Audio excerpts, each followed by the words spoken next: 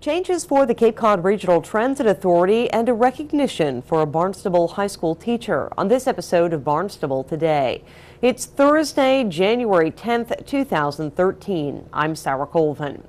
The Barnstable School Committee meeting on Tuesday night began on a somber note as Superintendent of Schools Dr. Mary Chikowski honored a Barnstable High School teacher who passed away suddenly over the weekend. Unexpectedly lost a member of its teaching staff this past weekend. Catherine Quinlan Mitchell, whose two sons graduated from Barnstable High School, started her career at Barnstable High School during the 2001-2002 school year as a substitute teacher. She became a special education teaching assistant and then a special education teacher in September 2003. She taught learning support and English. She was a mentor to others in the department and cared deeply for her students. Kate switched to teaching English in 2006. She taught a variety of classes, but there was one constant. She cared for and advocated for students. The following sentiments are from teachers who she worked very closely with. Kate cared very deeply for all her students, but especially for our at-risk and minority students. I was in the position of teaching several students who moved up a level the year after Kate had taught them. She had advocated for these students to be moved up to a more rigorous level class the following year. Also, she checked in with them and me as to their progress and how she could help them succeed in a more challenging class. Kate was extremely compassionate. She loved her students as much as her own children. It was snowing out, and she had two young ladies from Jamaica who had never seen snow. She let them play in it. It was about more than just tests and quizzes.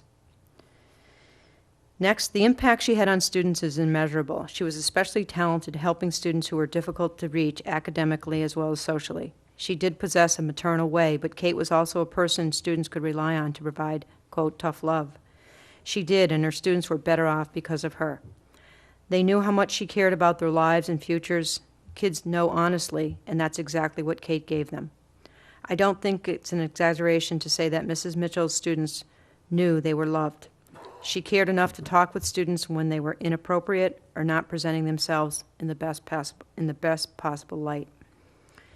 Quote, she worked very hard at the craft of teaching. She was always trying to improve so that her students could be as successful as possible. And finally, from a teacher, Kate was a beloved teacher here at BHS. To her students, she was serious most of the time, but she could also reveal a fun-loving side when the situation allowed for it. As a friend, she was supportive and kind and one in a million. She will be sorely missed here and by her extensive family at home. The following are a few sentiments from Kate's students. Quote, I will always remember your sense of humor and how you always had a smile on your face. Another quote, we had a mother-daughter relationship. And the last quote, you get me to do my work even when I don't want to. Kate Quinlan was a dedicated teacher who wanted only the best from her students. Please join me in a moment of silence as we remember her.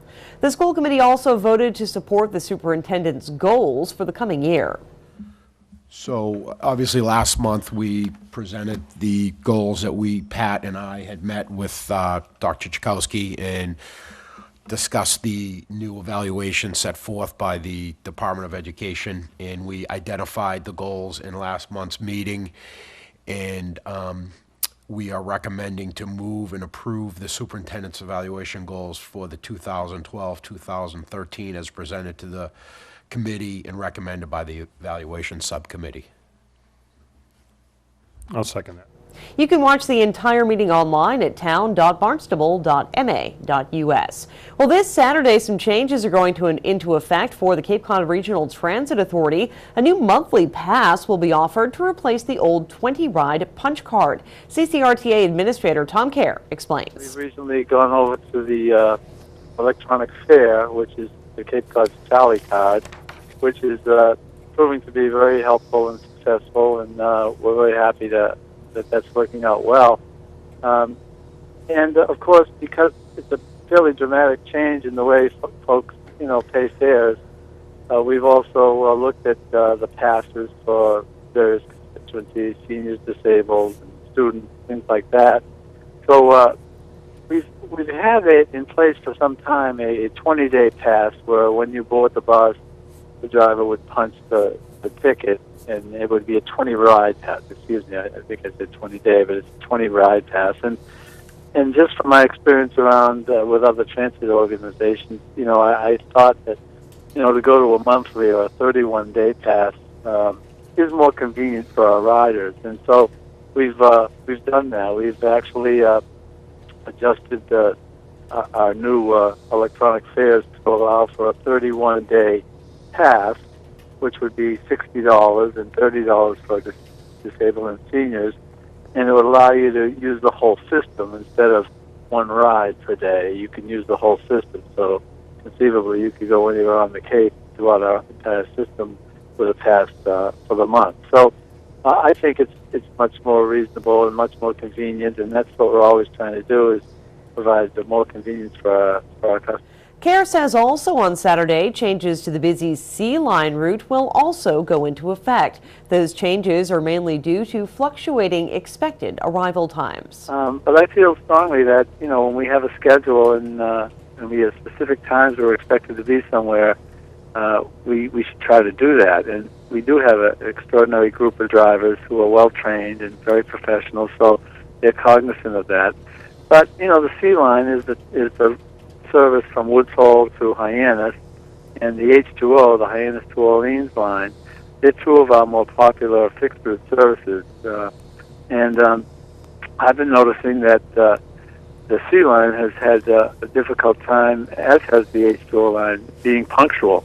Now, obviously, when you're running buses on Cape traffic, it's always difficult to be exactly punctual, but I like to try to be punctual when we can, and so Sea Line was kind of not doing well. So we adjusted the time frame a little bit on that schedule because, as you also know, Sarah, we have a flag down service, so anyone who wants to get on our buses doesn't necessarily have to be at a specific stop. They can be along the route as long as it's in a safe spot. So we've adjusted that schedule so that it's more accurate in terms of the time expected to a destination. And the H2O line that runs from Hyannis to Orleans is being split in two. CARE tells us why. Similar reason. I mean, we had difficulty making the times, get to the stops at the exact time they were expected to get there. And we monitored the entire route regularly to see where people are getting on and getting off. And we determined that if we split the service into an east and west, we could have the buses going from Orleans to Howard, then Howard to Hyannis, and seamless transfers where buses would be right there. You don't have to wait for another bus. You can just get off and get on. That it's going to prove to be much more efficient. So we're also very excited about that, and the drivers think it's just, we get a lot of feedback from the drivers who are out there every day, and they think from their discussions with riders that it's going to be well received. So it's just another opportunity to make our service a little better, and some of the things that we try work, some don't, but most of them do, and we're very confident that these changes will be a benefit to the system. Again, those changes go into effect this Saturday, January 12th. And a note to our viewers tonight, Barnstable Town Council will meet for a workshop session to wade through the 5 proposed problem property ordinances. Town officials say the proposed ordinances will help the town better deal with problem properties, from multiple police calls to noise to blighted areas. A public hearing on the ordinances was opened in late 2012. Councilors agreed they needed more time and information before taking a vote. The workshop session begins tonight at 6. That's being held in the Selectmen's Conference Room. Meanwhile, you can weigh in on the ordinances online. Head to barnstableiforum.com. Again, tonight's workshop session begins at 6, and it will be broadcast here on Channel 18. With Barnstable Today, I'm Sarah Colvin.